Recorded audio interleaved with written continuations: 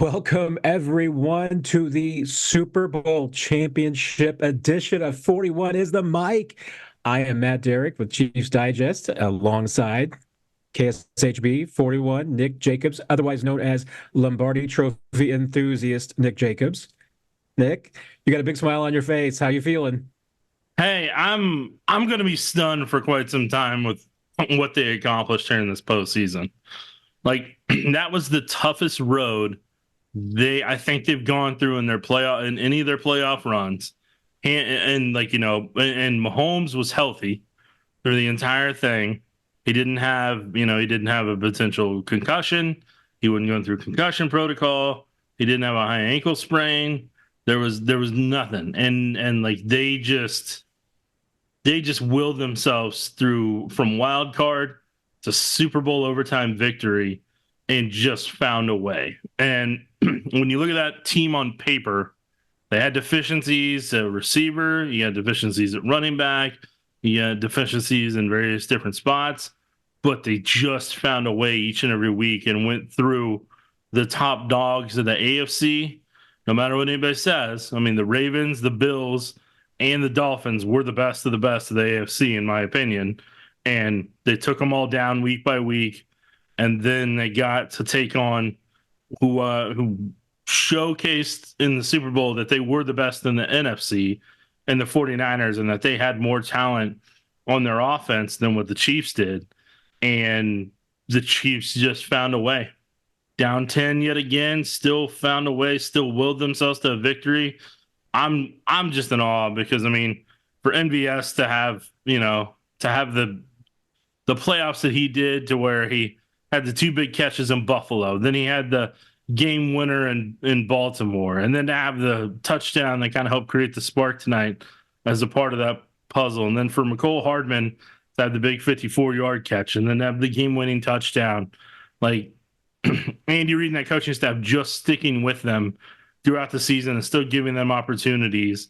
It's just all of it paid off. And I don't know, watching Patrick Mahomes there after they won there at the end and overtime, I just saw a guy that was relieved. I saw a guy that went through it all and just got through the 12 rounds and was just like, man, that was the toughest 12 rounds I've been through. Gave it everything I had, and wow. Like just the way he kind of fell there at the end and just kind of took a moment and just took that breath. So I'm like I said, man, I'm amazed. I'm in awe because I mean, where they were in December, where they were in November, and various points during the season, part of those things popped up in the game, with the fumbles and the penalties and some of that stuff. Part of the regular season Chiefs popped up, the lack of focus at times, but they just found a way and just dug in and just got it done and showed that postseason experience that we all expect from them. That's what I can say off the top, Matt. I'm just saying, like, this to me was one of the most impressive runs that I've ever seen. And Chiefs, and I mean, I know it's going to happen because it's just like clockwork. The Chiefs are going to go through a patch next year. Fans are going to be doubting it yet again, and they're going to be talking about how Veach did this wrong in the roster, did that wrong in the roster. But, like, they just won back-to-back. Went out there and won back-to-back titles. And I'll go into that a little bit more later, but I've taken up way too much time, and I want you to have the floor, sir, because I will say this is unique because it's the first time you and I are doing a podcast in two different time zones. So, I mean, that's a big deal. That's the first time on 41 is the Mic. I'm just saying. And I mean, at least the way that we're recording this, everybody, we're at least on the same day. So it could have been, it could have still been Sunday, but we're both on Monday time now. So I had a lot of the same thoughts, Nick. I mean, I have to say, I mean, especially talking about Mahomes, just the relief on his face, and you could just see in his body. I mean, he left it all out there, and at the end of that game, I mean, you could just see, just kind of all of the frustrations from this season and then all of the adversity just kind of draining out of him. And I mean, because there's no doubt, I mean, even though this defense deserves such a tremendous amount of credit for this whole season, for the Super Bowl victory, I mean, we can have a whole conversation about that. I mean, never giving up more than 27 points in a game. I mean, this defense was just absolutely incredible the entire season. But I mean, at the biggest moment of the year, in the biggest game of the year, Mahomes was the one who had to put this team on his back at the key moments and get it done. And the guy does it. And I think these last four games are not just maybe the best four games that Mahomes has ever played. But it's just maybe the best stretch of football anybody's played. The numbers were glossier today than they had been. I mean, he goes over 300 yards. There were some big numbers there, obviously, but just the fact that Patrick Mahomes just played four games that I don't think that he put a single ball in harm's way. I mean, the decision making was perfect, and that throw to McCole Hardman, I think, might have been the best throw of his career. I mean, when you take into consideration the location, the time, the place, the stage, everything. I mean, he just absolutely dropped that ball on the exact centimeter of the field that McCole Hardman was and where it needed to go. I mean, just what Mahomes did in these last four games and what he did today, just absolutely impressive to me. You're right. I mean, this team, we went into December, and I expected that to be the time when they flipped the switch, and they didn't. I mean, they did not wake up until January. It was not until that Raiders game on Christmas Day and that loss that obviously was the wake-up call that they needed. But this six-game winning streak to end the season, this was a special team. I don't know if you can necessarily call them a team of destiny. I don't know if that's the kind of terminology that we should use, but I'm I'm speechless after seeing what this team did today to win that game the way that they did. I mean, Nick, it was a walk-off overtime win. That's like you read about in books, and you see in movies. It's not supposed to happen in real life. Yeah, and like here's what's the coolest thing about it in the grand scheme of it is every single guy on that team is now a legend. No matter what they did, no matter what happens, like, most of those guys aren't going to get into the Hall of Fame like Patrick Mahomes will or Andy Reid will or Travis Kelce will. But for the rest of time that they're humans on this earth and there is football, and people can keep their memories, all that combined, like they're immortalized from now till the end of time because they were only the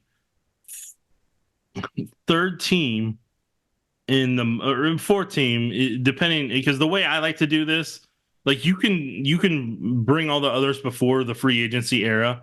I don't like to because you didn't have to deal with the same complications that the Dallas Cowboys did in the early 90s or the Broncos did, during that free agency era, or the Patriots did in the free agency era as well. So, I mean, for me, the Chiefs are the fourth team to do it in the hardest part of football where you're going to lose people on a regular basis and you're going to be outbid financially sometimes, or you just can't pay a player because the valuation that you have on them is different than the team that's going to pay them three times that. And so to go out there and do that from now on, every single one of those players, no matter what type of career they have, they were a part of the team that won it back to back. Whether, Drew Tranquil will always be a guy that was on the back to back team. No matter what happens, he has that. Now, the question I have down the road here is going to be from players around the league, how many of them are willing to buy in to come here on a cheap contract because where the Chiefs are going to get to now, or are they still going to go out there and just go chase the money? Because this season right here, this doesn't tell the other NFL players around the league that, like, hey, you come here, you're going to have a shot. Look what they did with the wide receiver group. That was one of the worst in the league. And still, those wide receivers will themselves to help in some of the biggest moments. Imagine what you could do. Or if you're at another position, imagine what you could do. Look what Drew Tranquil did. Won his first playoff game, his first AFC championship, won his first Super Bowl. And Mike Edwards won his second. And Donovan Smith came here and won another one. So it's just that's what I'm curious to kind of see down the road here is, does this wake some players up to the fact that whoa, they've been to 6 consecutive AFC championships and they've done this, maybe a championship and having that opportunity to be on that stage, maybe that's a little bit more important now because of being able to work with 15. That's what I'm curious to see if some players start to kind of change a little bit on that, because I don't know what else the Chiefs can prove that they're going to be in a position if the right players are healthy to be able to potentially give guys opportunities to chase rings. And if you've got a general manager who continues to get Steve Spagnuolo the kind of players that he needs to fit his defense and keep this system going, because it's clear that right now they've got a groove as far as the players who are in this system, the way that they're working with Spagnuolo, and they've got some things to work out because they got some free agents and there's things to work out for sure. But I mean, Travis Kelce said it, as far as the speech that he gave to the team last night. There's a formula. This team's got a formula, and it's a winning formula. What they were able to do, to me, I mean, it really is remarkable. And like you said, I mean, the number of guys. I mean, Mecole Hardman's a 3-time world champion now, Nick. Yeah. I mean, that's pretty cool. And I should have mentioned this, earlier as well. I mean, the redemption of this game, to me, and especially a guy like Mecole, who goes to New York, gets the contract, a little bit of a contract, and is hoping to make it big. Doesn't work out. Comes back and makes the biggest play of the game, biggest play of the season. Gets the redemption after all the turmoil he went through for the fumble. I mean, just as an MVS too. I mean, a terrible, hard season for him, and that he comes up in the playoffs consistently with the big play.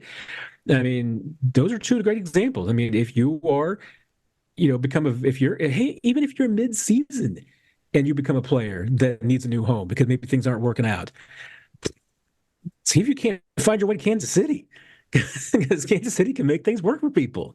And they will take a chance on you. And not only will they take a chance on you, but they'll keep working with you and continue to believe in you. I think that's what I hope players kind of take away from this. They're like, hey, they didn't sway away from NBS. They didn't put him on the bench, Mecole, even after he had issues here and there, like you said, still had 2 of the biggest plays in his career on the biggest stage. And it just, I don't know. I'm really intrigued to see what players do this offseason that are going to be potential free agents, and how many are willing to take a little bit of a discount financially for the chance to be a part of because I mean, now the Chiefs, they're going to try to go for a three-peat, try to be the first team to ever do a three-peat. And, if you get the right guys in there, everybody stays healthy. It's not out of the realm right now. And I should I should not be able to say that in any way, shape, or form. That shouldn't be reality to me. That shouldn't be realistic. And it is. And that's what's crazy to me. And what's even crazier to me is these are supposed to be the Chiefs' 2 bad years. They're supposed to figure out how to get by without Tyreek. How are they going to make it happen? How are they going to do it without him, because they don't have him to lean on anymore? And they just won back-to-back Super Bowls. If he's on this roster, what would they have done with him? I don't know. I mean, that's just great. And then you see Tyreek kind of tweet some stuff out, and he does kind of admit in a couple spots, it's kind of, I'm happy for him, but it's a bummer to see. And so it just I don't know, man. I'm going to be amazed for months on end. But I mean, at the end of the day, it goes back to Red Beach, Andy Reid, Patrick Mahomes, Travis Kelce, a lot of those guys that are a part of that pillar that have made this all kind of come together and work in the way that it does. they are just this steady course and steady ship that just find a way to be able to get this done. And then that radiates down to their position coaches, to the players, and to everybody on staff. And everybody is able to stay even keel and just battle their way through to get to January and then just turn on a switch. Because, man, Bengals are supposed to take the Chiefs down. The Bills are supposed to take the Chiefs down. Ravens are supposed to take the Chiefs down. And if you couldn't do it in the past 2 years, whenever they, what are you going to do if they have if they upgrade a receiver and running back in some other spots and have an offense again that you're like, uh-oh. Yeah. Feel like the Ravens and the 49ers both may have missed their shots here because there'll probably be people looking back at this one and saying, hey, this was supposed to be the 49ers Super Bowl, and they didn't get it. Some people say that, hey, the Chiefs maybe stole the Ravens Super Bowl because, in 2019, because the Ravens bowed out early. Maybe that was supposed to be the one they were supposed to win. But Chiefs have 3 of them now, Nick. They do. Now, this did not look like it was going to be number 3 at several points in this game. Yeah. Yeah. Did you ever lose faith, Nick? Was there any point where you thought, uh-oh, this is it, that's not going to happen today? I mean, I'm always a pessimist no matter what. Chiefs could be up by 20, and I'm like, man, I don't know. But that's just me. But no, I mean, until it was going to get to the fourth quarter with 3 minutes left, or maybe 3 to 5 minutes left, and the Chiefs were down by something like 17. I'm just like, I don't know, man. Maybe the defense gets a turnover here. Maybe Trey McDuffie has that pick 6 that Peter Schrager is predicting. I kept looking for that there towards the end. Hey, it's still in play, right now. But yeah, I don't know, man. I felt like the moment though that really turned the spark on and really flipped the switch for the Chiefs was whenever McLeod fumbled that punt. That's when the lightning bolt hit, and that's when that Chiefs team just turned it on offense and defense, and were just relentless at that point, because that was the jolt that they needed, and that was the energy that they needed. And when that moment happened, boom, the powder keg was lit, and I knew at that point, I was like, all right, it's on now, man. Here's the ball game everybody's been wanting to see now. Yeah. I mean, because the Chiefs had just gone 3 and out, punt the football away. Mm-hmm. You're thinking, okay, well, it's settling into a little routine here. The 49ers are up. I mean, it's certainly at that point looked grim. And that was absolutely gold. And so after the 3 and out, Mahomes gets to go back out there, one play, Marquez, touchdown. And now you get a whole new ball game. And that just set up, to me, I mean, I know there's been some other great fourth quarters in Super Bowl history, but this was a special one. The way that these two teams slugged it back and forth in the fourth quarter and the overtime period. I mean, this was basically a half of football between the 15 minutes of the fourth quarter and the 14:57 of overtime. It was basically a half of football that these two teams just went toe to toe, and it was absolutely a thrill to watch. Yeah, I agree. Because I mean, first half, the Chiefs just the uncharacteristic mistakes they had made in the postseason. You saw the regular season Chiefs, but postseason Chiefs, you're like, boy, this is uncharacteristic. They look a little rattled. Don't have as much focus as you'd think they have in this moment. After you heard about some of the speeches that allegedly leaked out from the team meeting the night before, and and then kind of is how they handled the week and everything, and just didn't. The Chiefs look like the team that was on the Super Bowl stage for the first time versus the Niners. But then, like I said, that punt changed the game, and it turned it all around at that point. So, yeah, I'm sorry. I'm gonna be in awe for a while. I mean, there's only so many words I'm gonna have, but I think above all else, what really makes me pumped about this is for Andy Reid. Because now he's on a new era. He's on a new upper echelon of NFL coaches that have won 3 or more Super Bowls. Because there were a lot of talented guys that were tied with 2, but it's now him, Joe Gibbs, and Bill Walsh, And then, you throw in Chuck Noll and Bill Belichick, because Belichick's at 6, Noll's at 4. And then Joe Gibbs, Bill Walsh, and Andy Reid are tied at 3. And what I think's so cool about that is the fact that Andy's running Bill Walsh's system, for the most part, the West Coast system with, variations here and there. And then Kyle Shanahan's running variations of Bill Walsh's system. And Bill Walsh, made that thing in the 80s.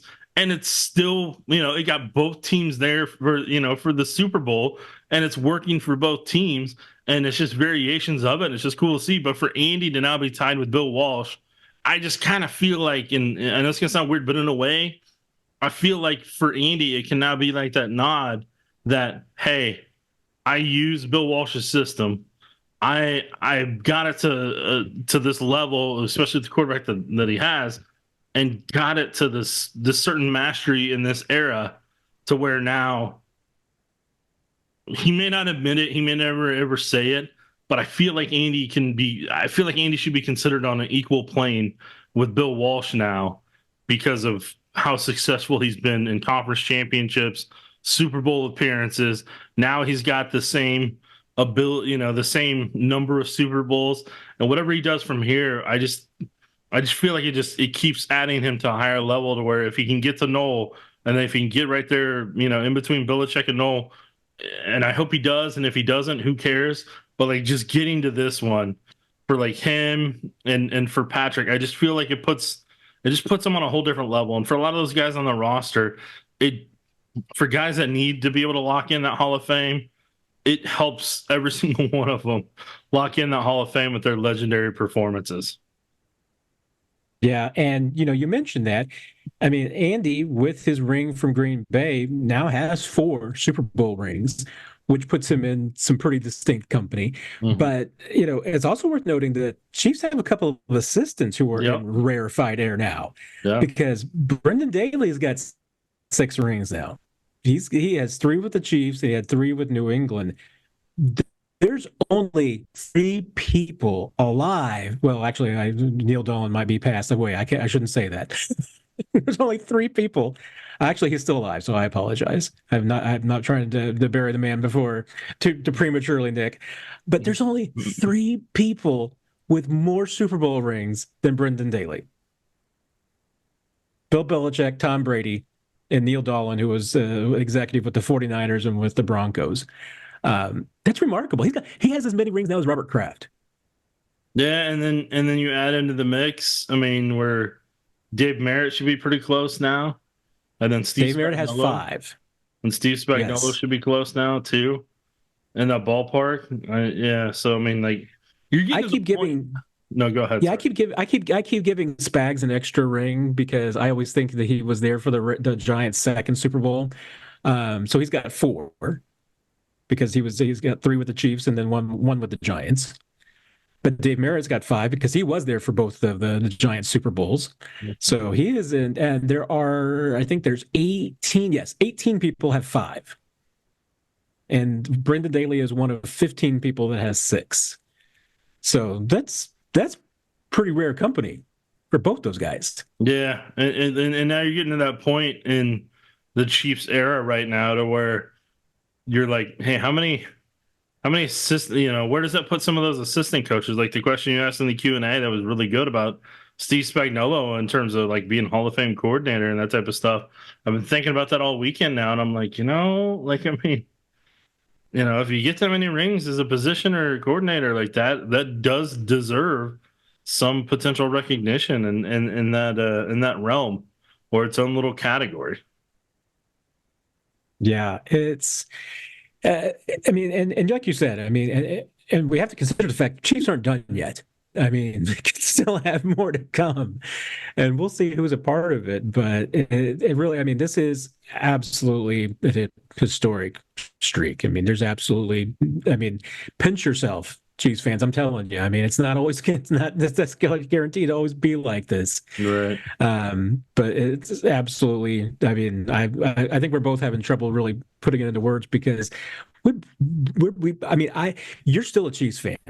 I kind of have to distance myself in my role as a writer and a reporter, that I have to kind of distance myself a little bit and be more objective. So I can't really consider myself a fan in the way that I was when I was a kid, but for the little Matthew who grew up watching the Marv Levy Chiefs,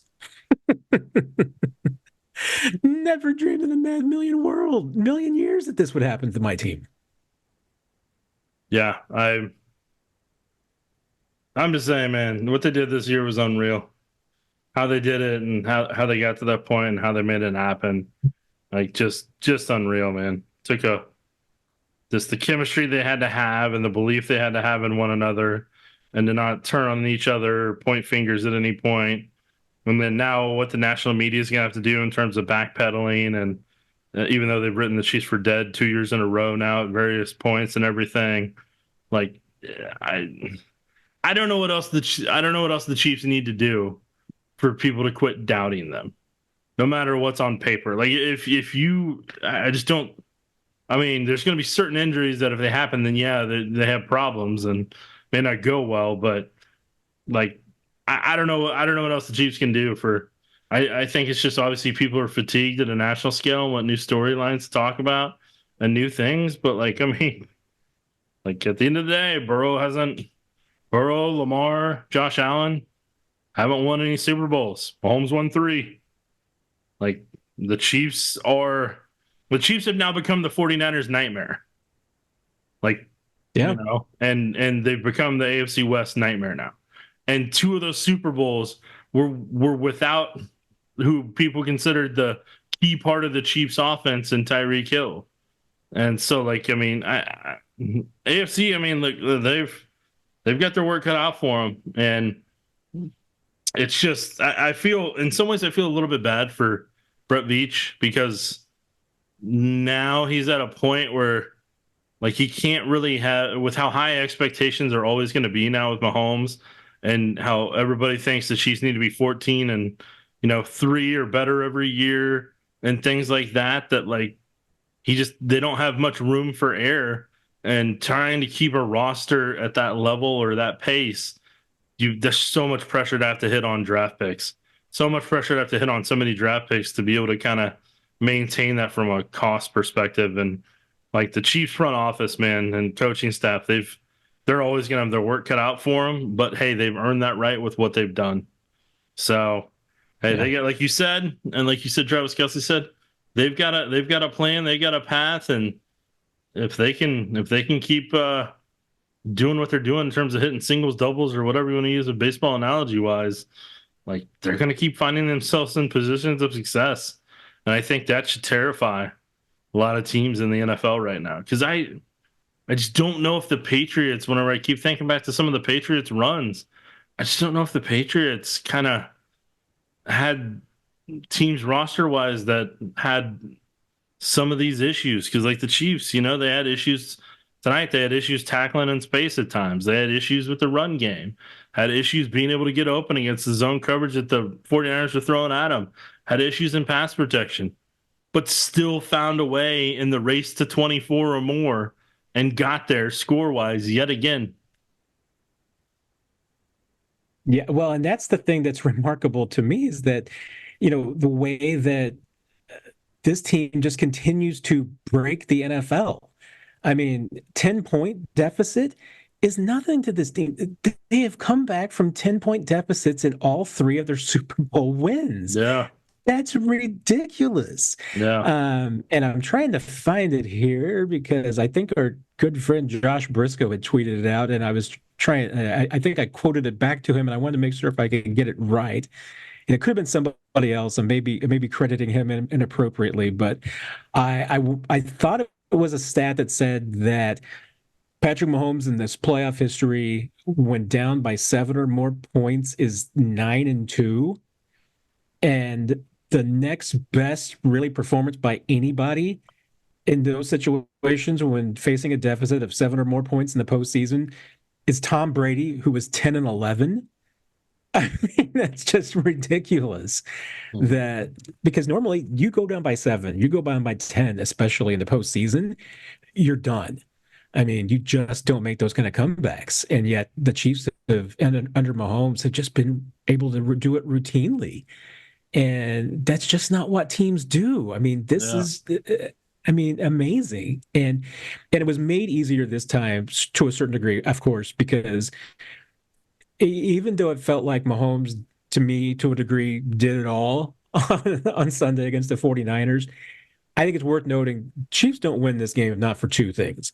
One, the defense absolutely came up with key plays at key times on multiple occasions and really bailed out this team. I mean, there were some turnover situations, there were some field position situations that this defense got it done. And opening up the second half and forcing the 49ers to three straight three and outs was huge. But don't make no mistake, Chiefs also don't win this game without their special teams because Harrison Butker was nails. Harrison Butker, frankly, Nick, I mean, we're probably going to start talking about Harrison Butker's Hall of Fame resume at some point because he's putting one together, and especially with the fact that he's already the all-time leader in postseason field goals.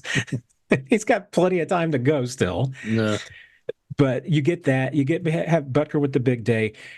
The blocked extra point obviously was huge. They came close to blocking that field goal in the first half as well.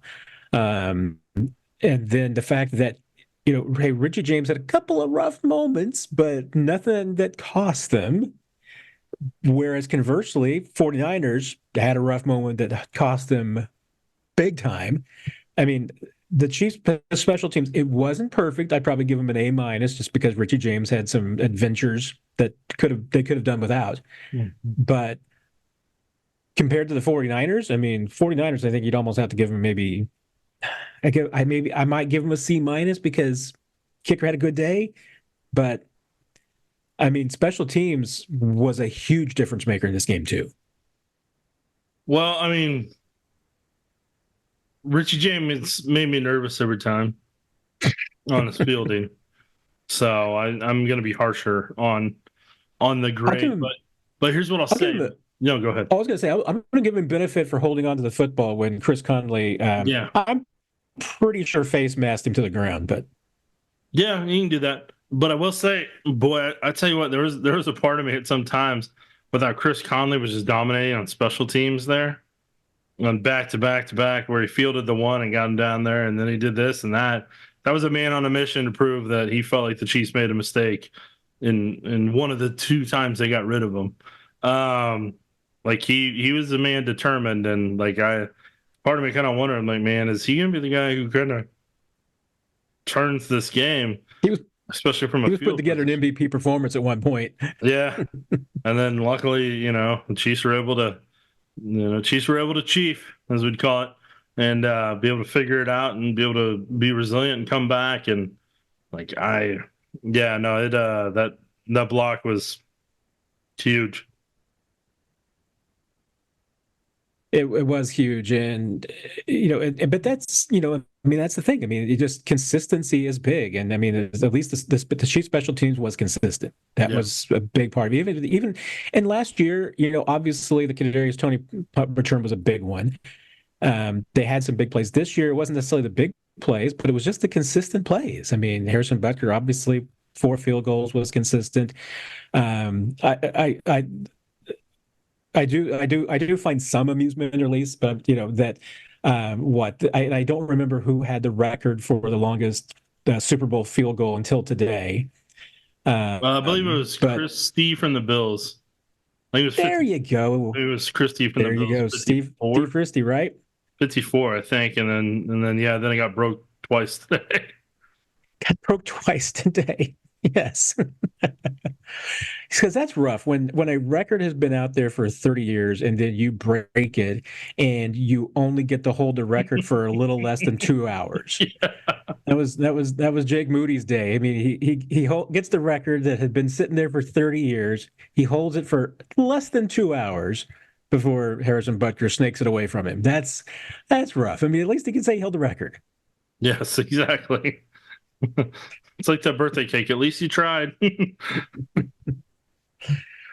I am curious about what you think about this because I actually feel bad for Kyle Shanahan. Yeah. I mean, not that you wanted him to win, but I feel bad for him because, and we talked about this the other night, I mean, his reputation coming into this game was about blowing leads in the postseason. And his team blows another lead in the postseason. I mean, you can't help but not feel for a guy like that. I'm also, and I don't think that Andy Reid would not feel this way, but I feel like that if there's one thing that Andy Reid does come out of this, though, and this kind of leads to your legacy about, and Bill Walsh and the West Coast offense and everything like that. Andy doesn't talk about it, but I do think that he has a little bit of a rivalry, not between himself and like the Shanahan system, but I think he feels a little rivalry about the Holmgren Mhm. tree and system versus the Shanahan wing of the West Coast offense. Yeah. And so beating Kyle, I think for Andy, probably just another feather in the cap for Mike Holmgren and his offshoot of the West Coast. Yeah. Like SEC, it just means more. Yeah. There you go. Well, any parting thoughts, Nick? I mean, I'm trying to think about what else we could talk about out of this one. I mean, this was a game to me. I mean, was it the greatest Super Bowl ever? Might not be. Is it the top three or five? I mean, I would absolutely put it in that category. I mean, just as far as a pure entertainment value, I mean, I thought it was a really good game all the way through. I mean, there were some sloppy moments for sure, but that fourth quarter and overtime was absolutely worth the price of admission. Yeah, it's just I think what kind of surprised me today is even though the Chiefs had already won two before, like it was just I was just as anxious watching the game today as I was the first time the Chiefs went to a Super Bowl. And I wasn't expecting that.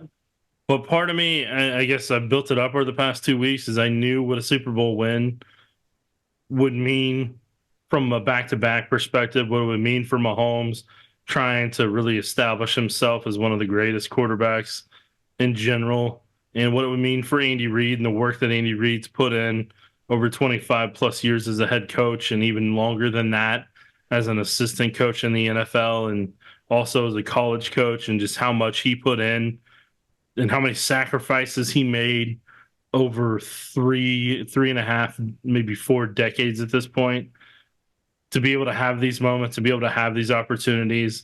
Like at the end of the day, that's personally for me, that's who I wanted it for. Because you and I we don't get to see it on a day in, day out basis, but we do get glimpses of it and how much work goes into putting a roster together or coaching a team or putting a team together, and just the things they go through, whether it's in the front office or head coaching or players, and just the sacrifices that get made across the board. So to see that pay off for all of them, you're obviously happy for each and every one of them, and everybody over there at the Chiefs front office or business office, or whatever part of the division that they're a part of. So it just, hey, it's the golden era of Chiefs football, and there is no ifs, ands, or buts about it. I mean, at this point, the Andy Reid Mahomes era is bigger than the Hank Stram Lynn Dawson era. And then, even though Marty had a lot of consistency, they only went to one AFC championship, and like just this decade under Andy Reid at this point, like it's just been fascinating to watch and to know that it may not be over, but we'll, you and I over the next weeks ahead, we'll obviously talk about 2024 problems, as I call them. But all I can say to anybody, man, just take the week to enjoy what this is, and just how much you invest in your time and energy as a Chiefs fan or just somebody that loves football, to be able to kind of watch some of the greatness that's happened, and to be able to kind of watch this Chiefs team just kind of be in its own era, and have it where, multiple AFC West teams or fan bases are frustrated and the Chiefs are the villain at this point, and everybody's going to be rooting against the Chiefs just like they're the Yankees or the Patriots. And like, it's just like, or the Giants, maybe, I don't know. And Alabama from a college perspective of football. And you keep adding to the list, but like just I just feel like sometimes Chiefs fans have constantly chased what it's going to take to win, that sometimes they forget in the moment when the team that they love has won, that they don't take the time to just look around and kind of soak it all in as a fan and just appreciate that. And don't worry about who the third receiver is going to be right now, or don't worry about how are they going to fill these, 4 to 5 holes. Just enjoy the week. You've been chasing this level of wanting a homegrown quarterback. You've been chasing wanting a franchise this stable. You've been chasing wanting to see championship winning football. Just enjoy the moment. Just enjoy this, because there's going to be a point where this isn't going to be normal again. This isn't going to be the routine, because and a lot of Kansas City fans are going to know that from a Royals perspective. So I mean, just enjoy it. Just accept like what this time is and how the stars have all aligned, and it's all working out right now, and hope they can align a little bit longer to be able to let Mahomes chase Brady. And if the ice cream sundae that you had today of a Chiefs Super Bowl win wasn't enough, you can put a little whipped cream on top, Nick, by remembering and knowing that Patrick Mahomes has now passed John Elway for the most passing yards in postseason history. He's now eighth on the list and has passed Elway. And if he gets one touchdown pass next year, he will pass Peyton Manning for 5th place on the list for most touchdown passes in postseason history. Oh, by the way, I love the fact that John Elway had to bring the trophy up through the Chiefs as they're celebrating Super Bowl. That was fun. And lastly, the thing I didn't even think about, because just the whirlwind it's been since that, the Chiefs winning Super Bowl 58, with the Derrick Thomas thing. And for anybody that's known what Alan Wright, the head equipment manager, what he did every year, to where him and Derrick would point that, the fighter jet that was a model similar to what his dad flew in, I believe, Vietnam, and point it to the direction of where the Super Bowl is each year for them to get Super Bowl 58, and how much the number 58 means to Kansas City. That among itself, I just think is just such a cool thing, man. That like, it's forever Super Bowl 58, and that number of what Derrick meant can be tied to Chiefs greatness and Chiefs success in such a historic moment, to where they went back to back, and to know that, like, it just, I don't know, man. It's just super cool. And, it just like, Matt, I don't know if I have many more words to be able to say, but it's also almost 4 a.m. when we're taping this. So part of that may just be that, we both need a hard reboot on our day by sleeping. Well, I am with you. It is nice that the Chiefs can own the number 58. I don't think there's any better place in NFL history for the number 58 to rest with than with the Chiefs. That is absolutely poetic. We've got a lot of stuff that we're going to talk about in the off season. I mean, there's a lot of things that are going on. We need to, once you get, like you said, enjoy this one, celebrate this one, enjoy it. You got a parade on Wednesday. That's right. And then we can start having fun by talking off season. Because there's obviously a lot of things that are going to be going on in this organization, not just the players on the roster. There's going to be a lot of other things that are going on, and Nick and I want to be your Sherpas through the whole thing. So let us be your football Sherpas in the offseason. That's right. We've got a lot of great plans, a lot of fun things that we're going to be talking about, and just breaking everything down for you. So, I mean, as much as I have enjoyed this season, Nick, and it has been a blast doing this podcast with you, I am also excited beyond belief for the off season, because I know we're just going to continue to have even more fun. Yeah, but it'll be like we can pace ourselves better on that, to where it's not like running on a treadmill at 20 miles an hour from July until February. You mean you're saying that we can record our off-season podcast at, like, the middle of the afternoon? Yeah, the sun may still be out for them. It'll be exciting. And not 4 o'clock in the morning? Yeah, the sun will still be out. It'll be amazing, man. It'll be very confusing, but also very uplifting. And like you said about the parade coverage, I'll remind everybody, KSHB 41, we're going to have parade coverage. Coverage will technically start at 4:30 in the morning because of the morning shows, but it is going to go throughout the entire parade. and the parade will be officially starts at, I believe, at 11 a.m. So whether you're out of town or not, KSHB 41, you'll be able to watch the parade coverage. And I believe I'll double check, but I think I'll post on Twitter if we're going to be able to stream it or not. Not definitively sure, so I don't want to say 100% if you're in another state or in another country listening to this and kind of wondering if you'll be able to watch it even if you can't make it to Kansas City. So I'm looking forward to seeing what's going to happen with this parade, because every parade's been unique and different. Because I know from my perspective, the first one, Mahomes was tossing the football with fans and everything. That one was funny.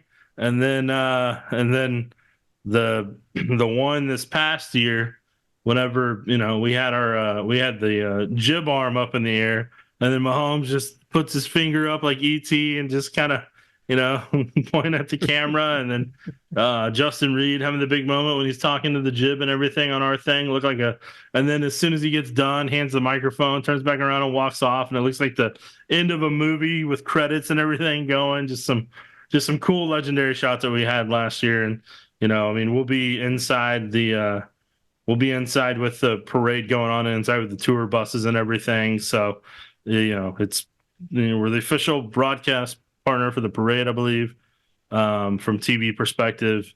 And I don't remember what the title is. I better look up the title, Matt. But if you got any final parting words, you do that while I remember what the official title is. Hey, I was going to say, you guys do the absolute best parade coverage. It is always fantastic every year, and we can say that now because this will be the third year you get to do it. Yeah, and you guys absolutely knocked that coverage out of the park. So that's the broadcast I'm always watching. Yeah. So the official broadcaster, and we're also the home of the Chiefs. So I'm just saying, it'll be. I'm just telling you, we're very familiar with how to attack it and how to go about it and how to get the proper bandwidth to be able to do some of those live shots, because everybody had to learn from the Royals parade back in 2014 with the fact that there were so many cell phones all around each other, and it made it a little tougher back then. Well, and I can only hope that maybe you can see TV's Mick Schaefer doing karate during the parade coverage. Yeah, I know he will be out there. But yes, no, for people that didn't get to see the Q&A, please check out the Q&A this past week that whenever Matt was in Vegas and I was in the office after we had Mick and I just got done doing Road to Vegas. Mick made his appearance on the live stream and also was practicing his karate moves behind the live stream. I may need to make a GIF of that and then, obviously, apologize later before asking for permission from Mick to make a GIF of it. But oh, he won't care. I promise you. He enjoyed doing it. Well, everybody, we can't tell you how much we appreciate you coming along for this season. It has been absolutely remarkable. This team, I don't even know what to say. It is just one of a kind, and following them along has been absolutely a pleasure, and we're going to keep on doing it. So on behalf of myself and Nick, have a great week. Enjoy this week. Enjoy the parade, and we're going to be back at you soon on your stream with some off-season coverage. I bid you adieu.